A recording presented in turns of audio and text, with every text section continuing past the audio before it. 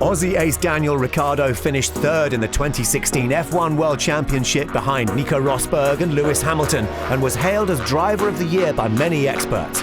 Ahead of pre-season testing, we asked him about this season and last.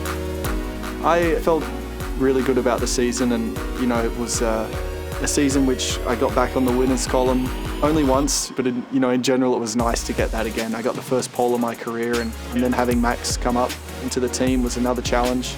Personally, I felt I did a really good job, and I'm glad that the outside saw that. From race 1 to race 21, I felt like I was pretty consistent from start to finish.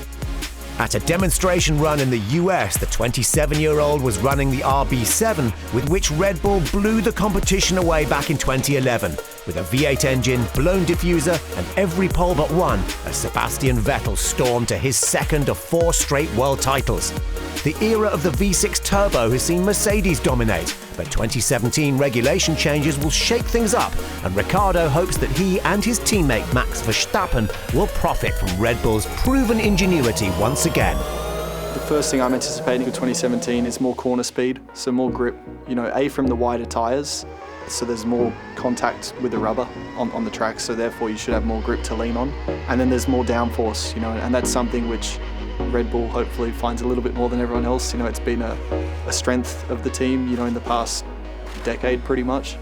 Obviously we've got big names like Adrian Newey, and he's very much involved with this part of the car, but I think within his time at Red Bull he's built a great team around him, so it's not just, I would say, Adrian alone now, doing all the aerodynamic genius stuff. He's got people really to work with, and I think over the last few years Red Bull's built an amazing structure around that, and looking forward to seeing what they produce. While there are opportunities for engineers to steal a march on their rivals, it's likely that the drivers will feel the pace of the new machinery. The fans should enjoy the extra zip of the race cars, and the guys in the cockpit will be tested to the full. It should be more physical. Because there's more grip, I think 2 things come with that. You get a quicker lap time, so the pace of the race will be at a quicker rate. Therefore, inevitably, I think your heart rate will be higher. And because you're cornering faster, you're withstanding more stronger G-forces and heavier loads. Mainly your neck and I would say lower back. They're the 2 sort of main muscles which cop a lot of the G-forces.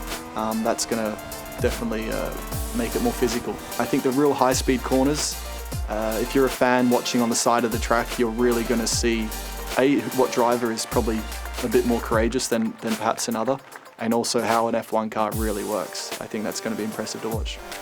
2016 saw Ricciardo mature into a driver to be feared. Nicknamed the Honey Badger, he's learned how to flick the switch from amiable Aussie to ruthless competitor on track. And if the RB13 is fast enough, he'll surely be a threat this season.